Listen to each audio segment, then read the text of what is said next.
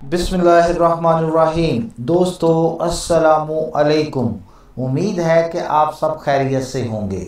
मेरा नाम जाहिद नज़ीर है। आप देख रहे हैं मेरा यूट्यूब चैनल जाहिद नज़ीर टीवी। जैसा कि इंडिया अपने मिलिट्री इक्विपमेंट को बढ़ाने के साथ साथ अपग्रेड कर रहा है और जदीद जंगी हथियार और एयरक्राफ्ट खरीद रहा है, जिनमें MiG-29, Su-30 MKI और राफेल शामिल हैं।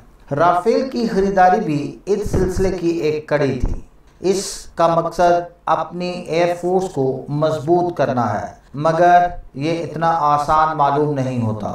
हुआ कुछ इस तरह कि 1 फरवरी 2018 में इंडियन गवर्नमेंट ने राज्यसभा को, जो कि इंडियन अपर हाउस पार्लियामेंट है, को इन्फॉर्म किया कि इंडिया के पास 3855 पायलट्स मौजूद हैं, जबकि 4231 पायलट की मंजूरी हुई थी, यानी 376 पायलट की शॉर्टेज है। अब ये यहाँ ये जाहिर करता है कि इंडिया की जंग के लिए तैयारी कितनी पुअर है। इंडिया टुडे ने इस बात का इंकशाफ किया है कि पिछले 10 सालों में 798 पायलट्स अपनी जॉब से रिजाइन कर चुके हैं। इनमें 289 वो पायलट्स हैं जिनको NOC दिया गया, यानी नो ऑब्जेक्शन सर्टिफिकेट, कि वो अब प्राइवेट जेट जो है वो उड़ा सकते हैं। अब आपके सामने ये ग्राफ है जिसमें जाहिर हो रहा है कि 2016 में रिजाइन देने वाले पायलट्स की तादाद 100 थी, जबकि 2017 में 114 थी। ये 2 साल इंडियन एयरफोर्स के बदतरीन साल रहे हैं। अगर 2010, 2018 और 19 को देखा जाए तब भी ये तादाद 90 पायलट्स पर ईयर बनती है।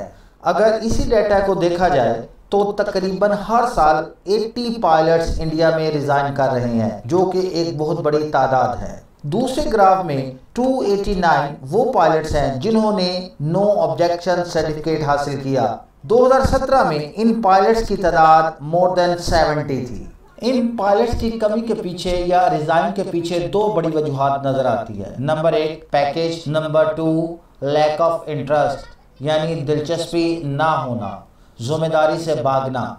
अगर हम पैकेज की बात करें तो दीगर सहूलियात के साथ साथ इंडियन एयरफोर्स का एक पायलट तकरीबन $2700 ले रहा है, जबकि इसके मुकाबले में अगर वो प्राइवेट जेट उड़ाता है तो वो 4 गुना ज्यादा इससे कमा सकता है। जबकि दूसरी वजह शौक का ना होना, जिम्मेदारी का फुकदान, क्योंकि प्राइवेट जहाज में पायलट की जिम्मेदारी दरवाज़ा बंद होने से शुरू हो जाती है और दरवाज़ा खुलने के बाद ख़त्म हो जाती है और किसी भी किस्म की कोई अकाउंटेबिलिटी का सामना नहीं करना पड़ता।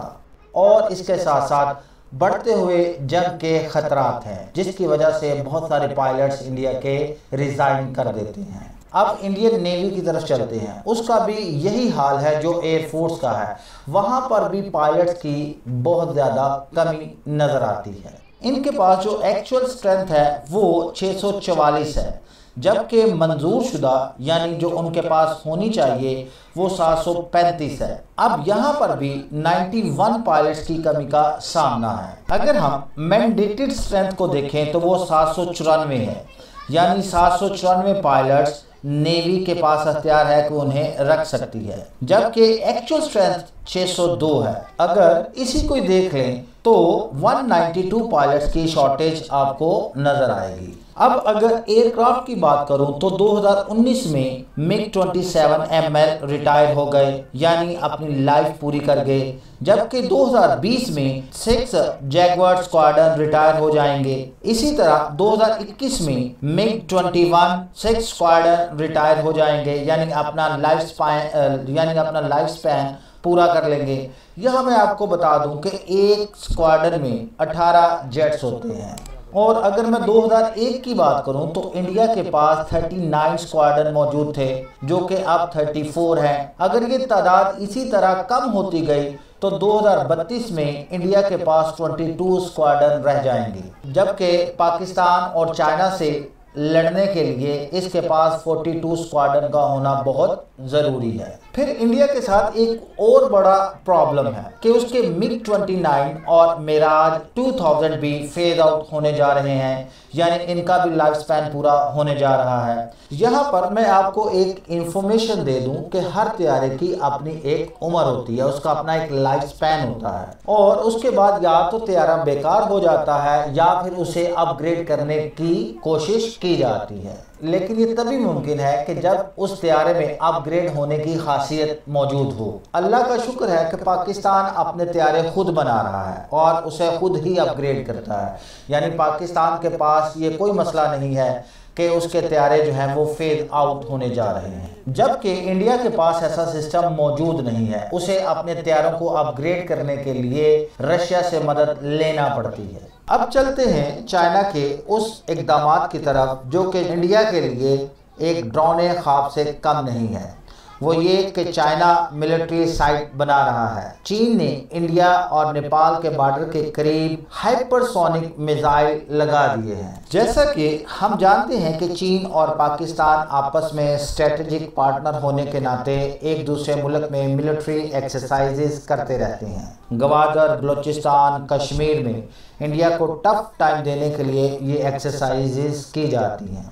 अब चूंकि चीन के नेपाल से बहुत अच्छे ताल्लुकात हैं और इसकी वजह से नेपाल का बॉर्डर जो इंडिया के साथ लगता है, जिसे ट्राई जंक्शन कहते हैं, जिसमें 3 ममालिक हैं, इंडिया, नेपाल और चीन, वहां चीन ने अपने ट्रूप्स भेज दिए हैं। सैटेलाइट इमेज से वाज़ेह होता है कि चीन मिलिट्री इंफ्रास्ट्रक्चर यहाँ पर बना रहा है। चीन जमीन से फजा में मार करने वाले हाइपरसोनिक मिसाइल नस्ब कर रहा है। ये सैटेलाइट से आपको सारी चीजें वाज़ेह हो रही हैं। ये सब कुछ मानसरोवर लेक के किनारे जो कि ट्राई जंक्शन है चीन, इंडिया और नेपाल का, वहां पर लेपोलेक पास के करीब। अब यहाँ पर देखिए, ये वो जगह है जहाँ पर सरफेस टू एयर मिसाइल नस्ब किए जा रहे हैं और ये रेड कलर का ये वो जगह है जहाँ पर चीन के फौजी अपने टेंट्स लगा रहे हैं। ये गांव है, ये सब कुछ लेपोलेक पास के करीब है। अब यहाँ पर आपके ध्यान में आएगा कि हाइपरसोनिक मिसाइल क्या है। हाइपरसोनिक मिसाइल एक नई और एडवांस टेक्नोलॉजी है।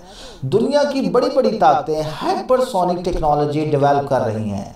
हाइपरसोनिक टेक्नोलॉजी के आने से दुनिया अब एक नए असले की दौड़ में लग गई है। ये आवाज़ की रफ्तार से 5 गुना ज़्यादा रफ्तार रखता है। इन मिसाइल को ट्रैक करना बहुत ही मुश्किल है, जबकि पुराने मिसाइल को ट्रैक करना आसान था। ये ऑफेंसिव होने के साथ साथ डिफेंसिव वेपन के तौर पर भी जाने जाते हैं। किसी भी मिसाइल की सबसे बड़ी खूबी ये होती है कि वो अपने साथ कितना पेलोड लेकर जा सकता है। ये अपने साथ न्यूक्लियर और रवायती पेलोड लेकर जा सकता है और दुनिया के किसी भी कोने में मिनटों में पहुंच सकता है। ये ना सिर्फ इंडिया के लिए परेशानी का सबब है, बल्कि अमेरिका के लिए भी एक बहुत बड़ा थ्रेट समझा जाता है। आखिर में अल्लाह से दुआ है कि अल्लाह आपके लिए आसानियाँ पैदा फरमाए और आसानियाँ बांटने का शर्फ अता फरमाए। आमीन।